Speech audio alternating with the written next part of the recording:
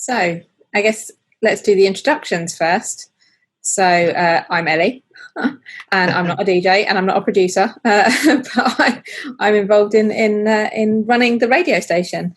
And so how do you want people to know you as? Do you want people to know you as Dominic H or? Yeah, I think Dominic H. I think a lot of people call me Dom, but I'm Dominic H. I play Soulful House on Vybez Radio. Some people call me Dom, some people call me Dominic, and some people say the whole thing as Dominic H. So Dominic's actually my middle name, and H is the initial from my first name. But I didn't want to use that. That's interesting. Didn't know that. But I'm not going to tell you what my first name is, so I'm going to. That was going to be the first question. I'm going to keep with the DJ name. I'll keep with the DJ name, but yeah. So that's why there's an H on the end of the Dominic. Okay, and has that always been your DJ name?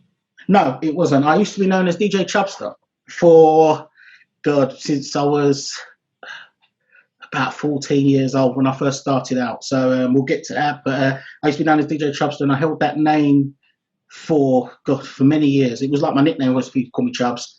A lot of people still know me as that to this day. Some people don't even know my government name, as it were. They know me as Chubs. I've got it tattooed down my arm, but I just got to a certain age in my DJing, and especially around the time when I switched genre, I thought this Chubster doesn't go with the maturity and the way that I'm going. So I dropped the Chubster and grabbed the middle name and matured up a bit. Made it a bit more sophisticated. Yes, a bit more sophisticated. As I said, I was getting older and the music was changing. It wasn't so hyped and jumping around and that sort of thing. So it was just a bit more calmer, and it represented my changing age, changing music and everything else. Okay, so you mentioned that you started around the time you were about 14, 15? I did, yeah. I was about 14, yeah. What influenced you? What got you into it? Well, it's funny because my older brother used to DJ. He wasn't very good, to be quite honest with you. He used to DJ. But, is he going to watch it? Hopefully not. I don't know. He won't like it. But he's a bit older than me, and he used to hang around with some guys. And there was a guy called Greg, and he used to be on a station called Reflections. So back in the day, you had Kiss, when Kiss used to be Pirate, Reflections, Centre Force, all those kind of things. And this guy was on Reflections, and they used to come around my house. Me and my brother used to share a room, and they'd be DJing. And I'll be sitting there, bopping my head in the corner. I'll be like, let me have a go. And they'd be like, no, you're too little. You can't do it. You don't know what you're doing and that sort of thing. And I just really found it really interesting. And so actually, my brother didn't actually teach me. In the end, the guy, Greg, he actually said to me, look, when they were leaving, they were going out. I think they was going out to have a drink or whatever they did because they were older than me. And he goes, right, this is what you do. He goes, got this record here. You count this in. Yeah. Like 1, 2, 3, 4. He told me how to count it in. And he goes, right, this is your pitch control. And that was it. And that was my lesson. Yeah. So whenever they went out and I was allowed, I was just clanging, couldn't mix for toffee. And that's what I was doing from that age, from about 14, just kept going and going and going and going. And just kept trying. From that first time, they left you on your own for the first time with that equipment and let you do that. Can you remember those first 2 tracks that you were clanging? Right. The first 2 tunes I ever mixed was Way in My Brain. Yeah, if you remember. Yeah, I was about to sing it and then realise that this may be seen by other people. Right. So, yeah. I'm not going to sing it. I'll spare people, yeah.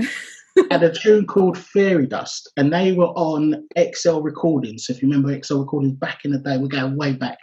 And literally, I almost started humming Fairy Dust there because you don't know the thing.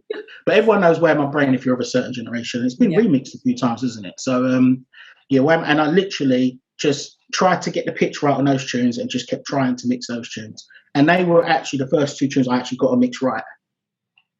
Yeah. Well, that's what you were practicing on, so hopefully. Yeah. So was that vinyl? It was vinyl. I was a vinyl DJ, yeah. So I started. So what was the equipment that you were using? Right. So if you remember, it was Sound Lab decks, belt drive. Yeah, belt drive.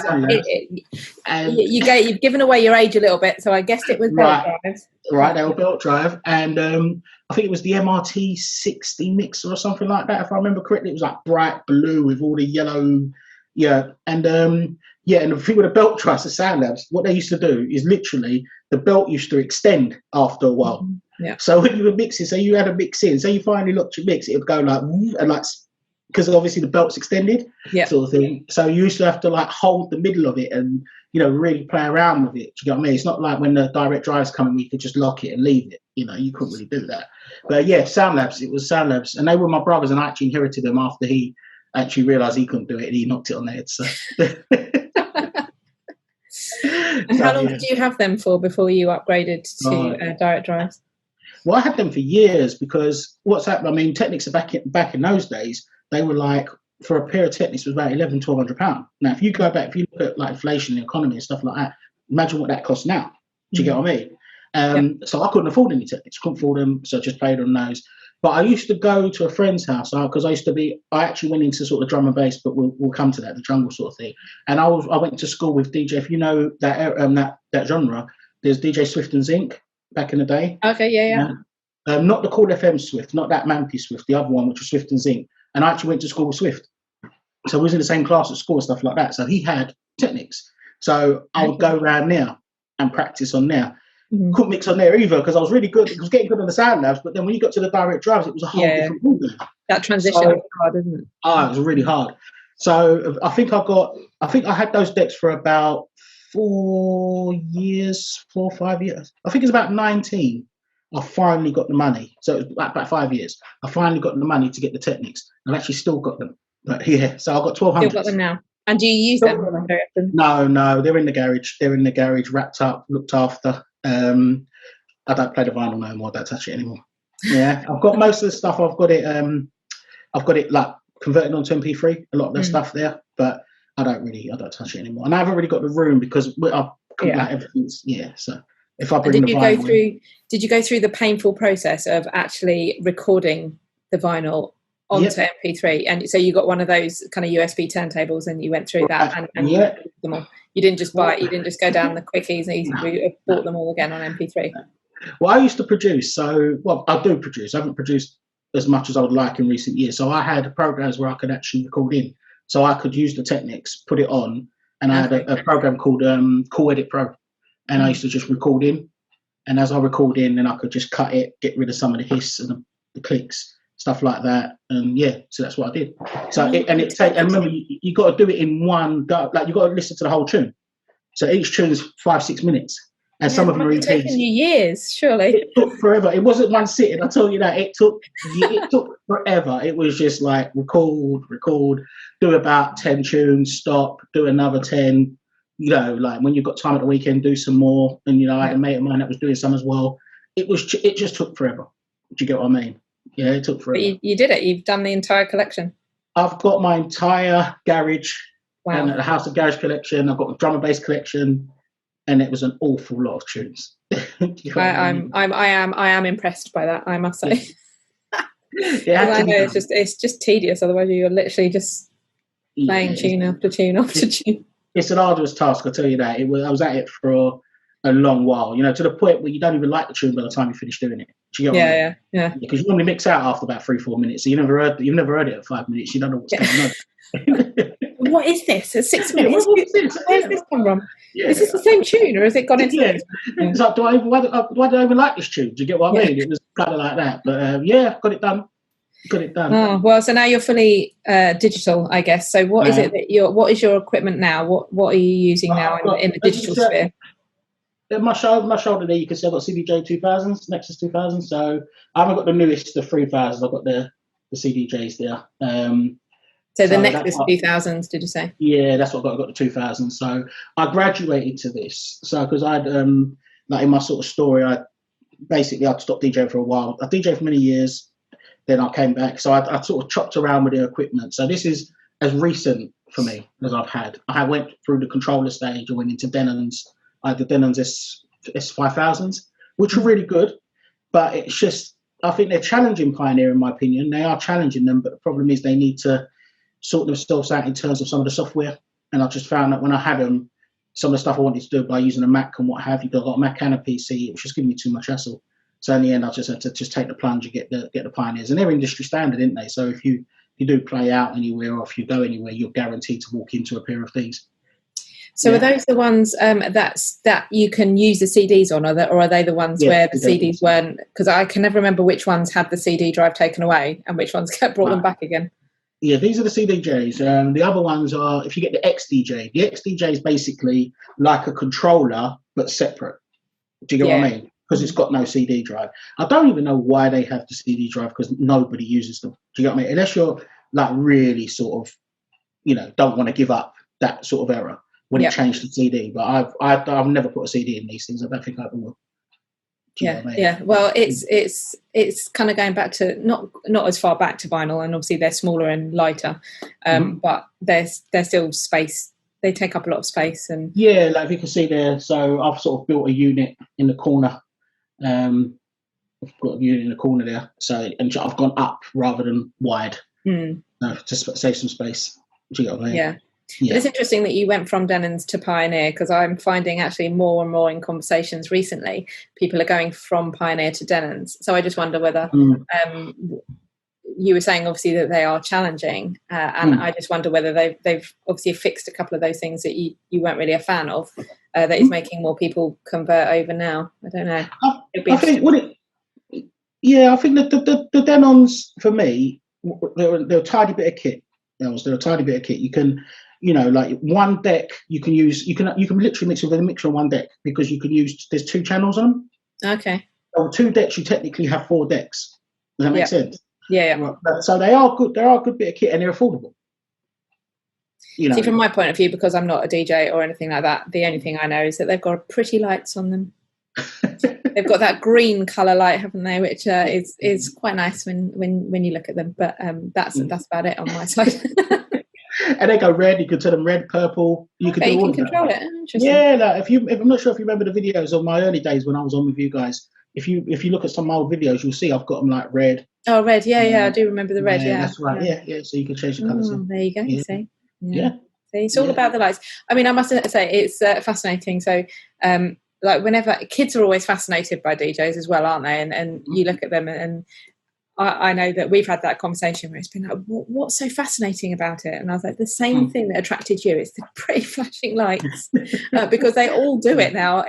All of them are just all light up and flash and everything, and it just grabs people's attention, doesn't it? Which makes it for good viewing as well when you've got people or the DJs on cam as well. So it is good. The pretty lights. When something lights up, if you're into your music equipment, it lights up. It's like, yes, here we go. And especially if they do kind of go in time with the music as well, it just makes it feel like it's all integrated and it's putting on a bit more of a show, isn't it, really? Definitely. So you were saying about going through your vinyl collection. So you've got drum and bass, jungle, garage. Talk me through your music kind of progression. Because I know there's a certain bit that we need to stop at in a bit. All right, we're going to get to that. Let's start with where you started. So obviously you mentioned a couple of kind of like old school jungle kind of tunes, really, didn't you? So is that the genre that you kind of started in?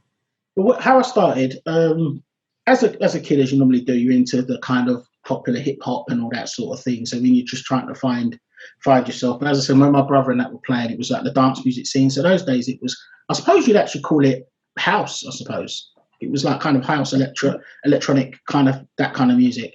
And then from that, obviously you started to veer off. And as I said, where I was in school with Swift, he was playing drum and bass, a big drum and bass DJ at that time. He was coming up at that time sort of thing.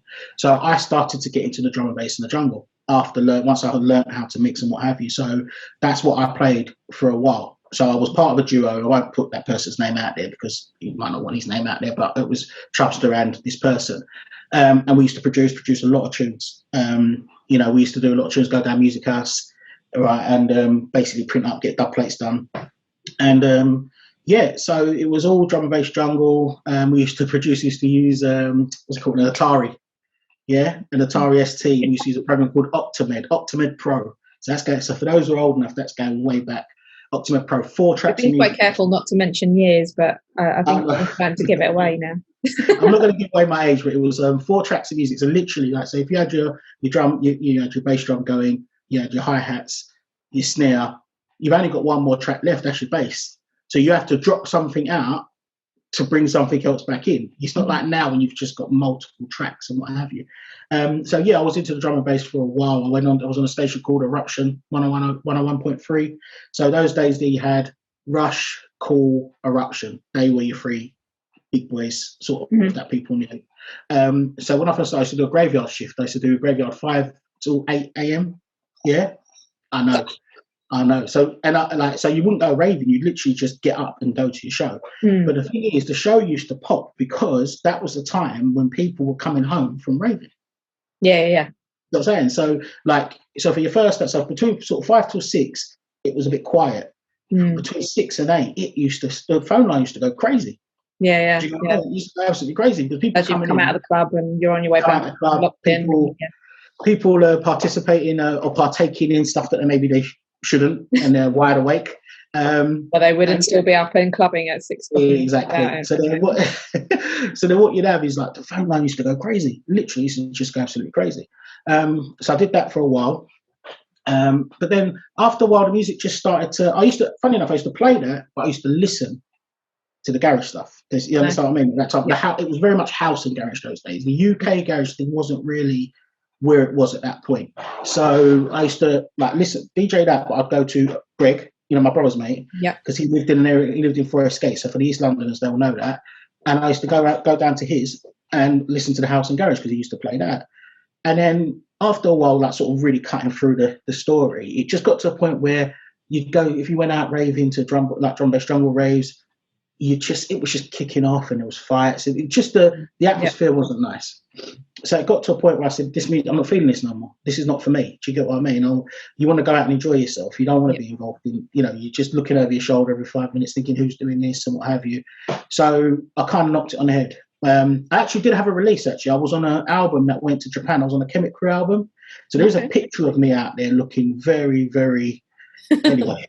Yeah, young, and you know what I mean, but because it was like a picture album with a photo shoot and everything, so you can actually find it if you Google it. You know what I mean? Have to Google it now. I know you're gonna have to Google it. I guess. On the Chemic Crew album, you'll find me. So I knocked that on the end, and I just started playing like the house and garage stuff, and then that's when the UK scene was bubbling underneath anyway, and then it just started to blow. So then I started DJing that, and then I got on Magic FM 90.2. So at that point, you basically had Deja Vu, Magic, Freak. Do you get what I mean? These were the sort of stations. So I was on Magic, and I had a morning show on Magic. I used to do 8 till 10. And I used to call it the 8 till 10 ride. It was like a Saturday morning, 8 till 10. Sunday morning first, Saturday morning. And it was a good show. Done that for a while. And at that point, Magic were kind of taking over. They were doing well. Like, I remember there was a period of time I don't think I paid to get into a club. Around London, because they were booked, they were going crazy. Do you get what I mean? It was like there was raves everywhere. So you just when he was on the guest list everywhere. Do you get what I mean? So that was a good period of time. I had a release in that time. I actually made during that whole era, I actually made a 2-step tune, which wasn't really for me because I quite like the 4 to the floor. But I made a tune with MC Precious, which is still available on YouTube. You can see it on YouTube and stuff like that. And so I was played that for a while. Then it just got to a point. I don't know, I think Magic, that's what happened. Magic changed management. They changed management.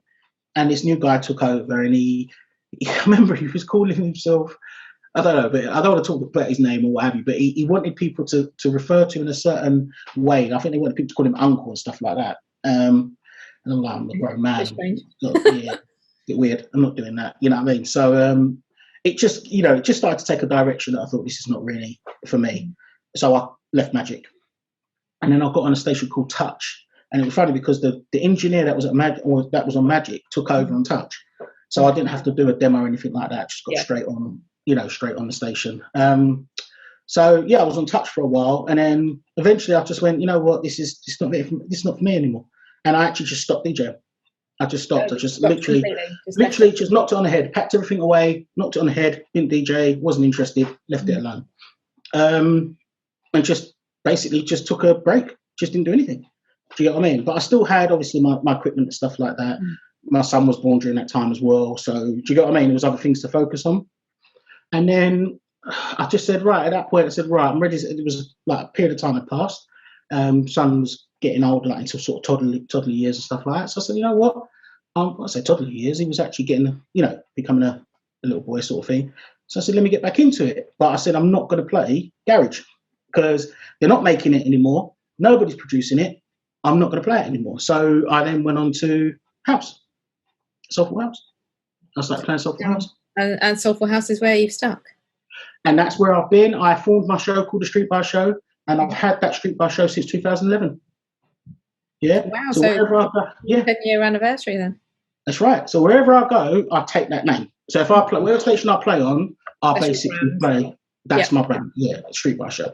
And that was it. And I've never played. And as I was saying to you the other day, I never played old school garage again. Never played it again. I've done a few shows, right? But I just, after a while, I just can't play it anymore. Yeah, I can't play anymore because I just feel. I know this is going to start. Say those words that you said to me. I just feel that you have to let it go. Just let it go. I can't take. Like, let it go. It's gone. It's over. You know, just remember it for what it was. You know, it's not like, you know, if you're an older certain generation like the Rare Groove or the old 70s or what have you. It's electronic music. So after a while, when you're listening to electronic music, it gets a bit tedious, doesn't it? If you're listening to the same, no one's making it. All the big producers from back then are not. They're either in-house or they've retired. So what you've got is everyone playing the same music. But it's like, so just to explain to everyone else that might be watching this, obviously, I am a garage girl at heart, and garage will always stay in my heart. And so when you said to me, like, you know, just let it die, I was like, no, never going to happen. No, you're not having that. So when you're talking about, like, you know, Rare Groove, stuff like that, I mean, most of the time, even, you know, reggae, those kind of things, a lot of the time, so I know that they do still make, you know, new reggae tunes and stuff like that, but how many times do you listen to the new stuff, and how many times do you listen to what you were growing up with, and, you know, those kind of, you listen to a certain era of it rather than the new stuff. And so to me, garage is the same. I get what you mean because it's electronic, but to me that doesn't make any difference. The vocals aren't electronic, obviously, and with garage there's a lot of vocal garage.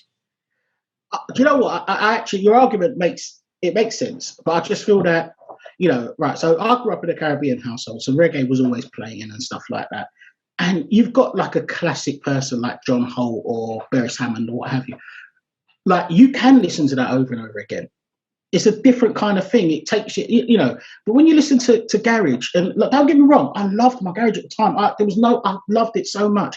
But when you're listening to it now, and you know, every DJ's play like these people going on the internet, they're doing garage sets, and I'm thinking, you're playing the same stuff over and over and over. The MCs are saying the same thing that they were saying in 1995 and 1990 through. Yeah, so I do get your point there about the 2000. It's the same thing.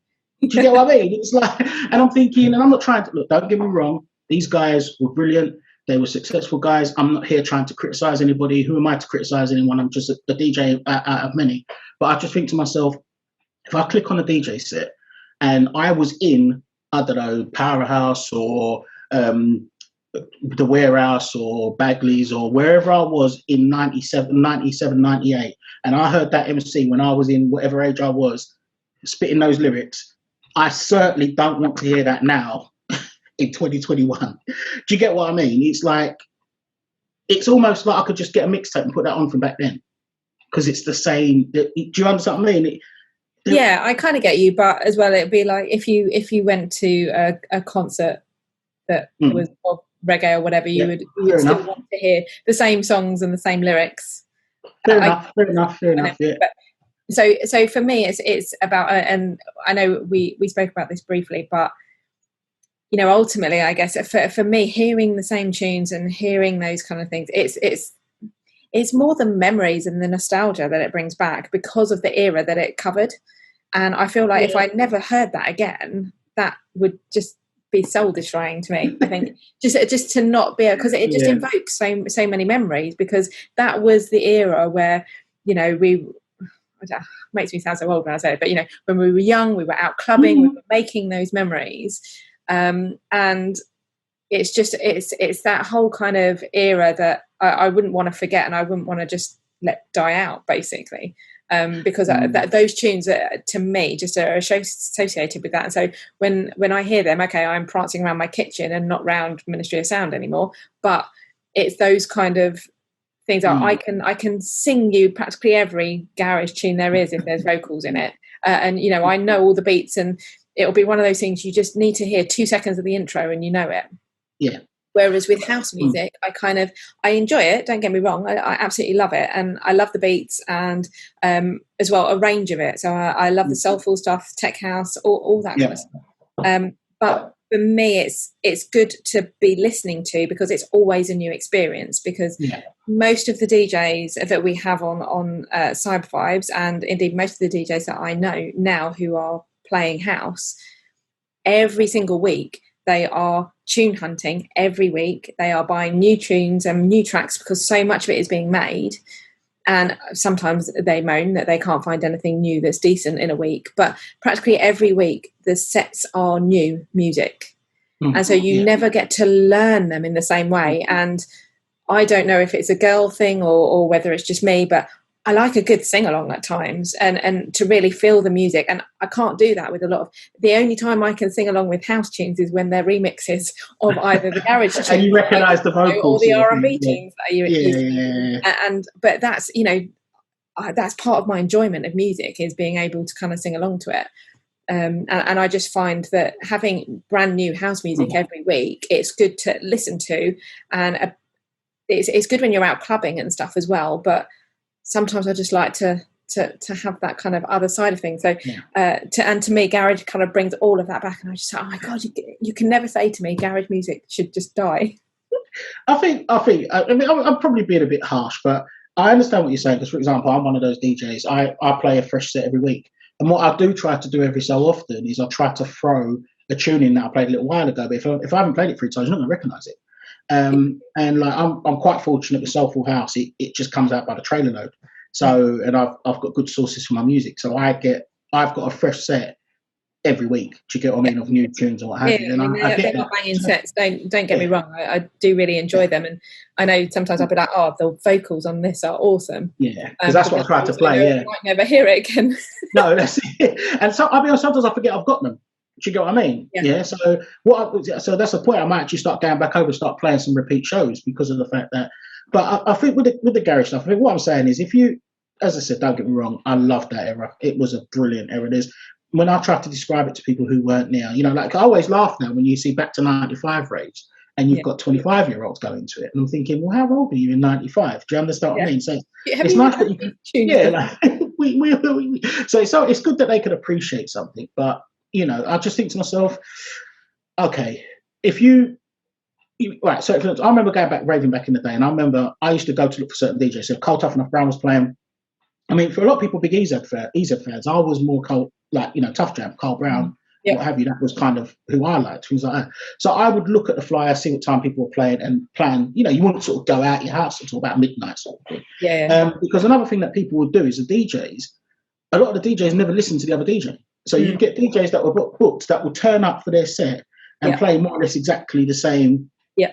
You know what I mean? So by the time it got to about 4 o'clock in the morning, you didn't want to hear that tune again. You didn't want to hear that Todd Edwards tune or whatever, because you heard it 4 times already. And I just feel that that's kind of, unfortunately, then people were making music. So if you went out the next week, there'd be a new tune that come out that was popping off.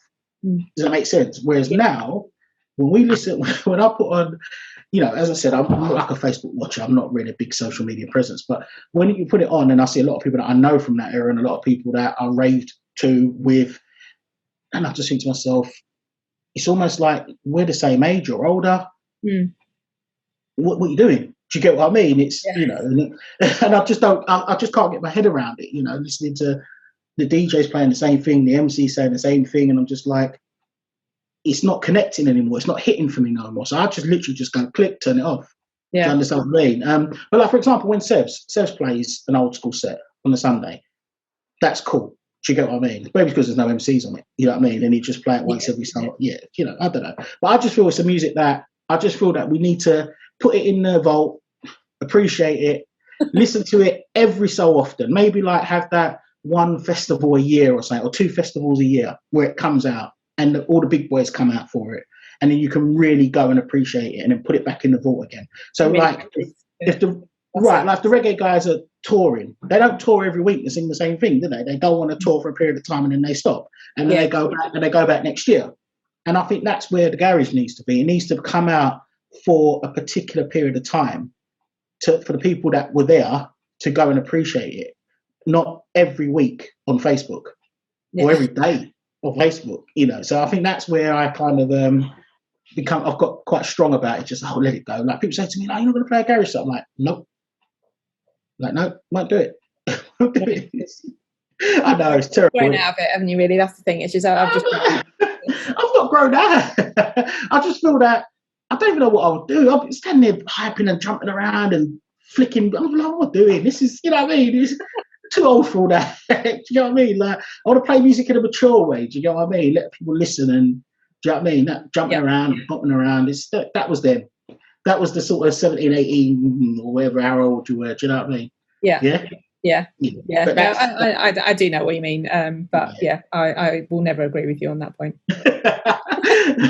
You're going to try and get me to play a set, and you're going to play a garage set. I'm going to force you. No, I mean, I do think it's the MC point is very valid, and I do know that it can be a bit strange when you're standing there and some of these tracks that come on, and as a slightly older woman now, being able to sit there and recite some of those lyrics. I have actually had an occasion where a tune got remixed. I can't remember which one it was now, but I remember being in the car with my sister and her youngest son. And I think he was about 14 at the time. And I was able to just sing the entire thing because it was just a remixed garage tune. And he's like, how do you know this tune? It's only just come out. Seriously. And again, it's like when you've got MC lyrics as well, then it's just like, okay, I shouldn't even be able to, because when it was back in the day and you were hearing them, you just like, oh my God, this MC is on fire. And there's so many of them, you used to think that they would do it off the cuff as well. And they would make out that they were doing it off the cuff.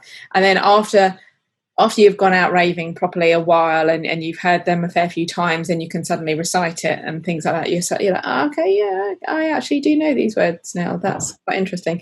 So I get the point, like, 20 years later, actually it maybe just come up with something a bit fresher. Just, come up with a new lyric. Do you get what I mean? Like, I remember being in these raves. Mix it up a little bit. Yeah, come on. I was in these raves when I was, a teen, a young man. And those days there, I was drinking and doing whatever. That lyric sounded like the best thing I've ever heard in my life. Do you get what I mean? It's like, did you hear when he said that? And you're talking about it on the way home, what have you. When I'm listening to it now, I'm kind of like, cringing a little bit. I'm like, but I always say the garage boys, boys and girls, missed the trick because I think it was the most creative music that was coming out of the UK at that time. I think it was even better than the drum and bass. And if it was pushed in the right way, I don't think anyone could have touched it. But I think I always blame the I don't want to say any names, but certain people that went onto the BBC and stuff like that because they let through, for example, when the two-step guys started to come in, they let that through. Yeah. And ultimately it then turned and it changed to the UK garage and it turned to the grime and everything else. Fair play to them. These guys are artists and pushed on. Yeah. But I think the old school garage guys kind of got left behind on the back of that. And I don't think there was anyone that was producing music as good as those days. Like, for example, I'm a big Tough Jam fan. Their stuff is unbelievable. And how they never charted and made some proper money out of it is criminal. Do you get what I mean? So I think it is a music that really did miss a trick. Do you get what I mean? It just kind of sold itself. Because people rode on the back of it and made, I think, It's So Solid become millionaires off the back of it. You know what I mean? Coming through with their own thing. Do you get what I mean? Whereas you look at some of these garage guys, they should have been massive. And some of them still have like presenting jobs on radio and stuff like that, actually, like from the So Solid crew. There's a couple of them that you've probably never even heard of now, but there are a few of them that are still managing to make a name for themselves. Making a good living for themselves. Fair play to them. Fair play to them. That's my garage beef, so to speak. I think it's just been killed for me. I can't take it anymore. It's just tunes that I loved. You know what I mean? And I just think this is too much now. Yeah. You know what I mean? Yeah. But yeah, anyway, I think we have, I don't even know how long we've actually been talking for, but I think we should probably wrap that up now anyway. But I really enjoyed this chat.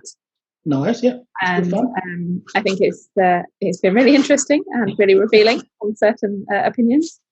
But I think we will definitely do this more often. But otherwise, I will say thank you very much for taking the time to talk to me.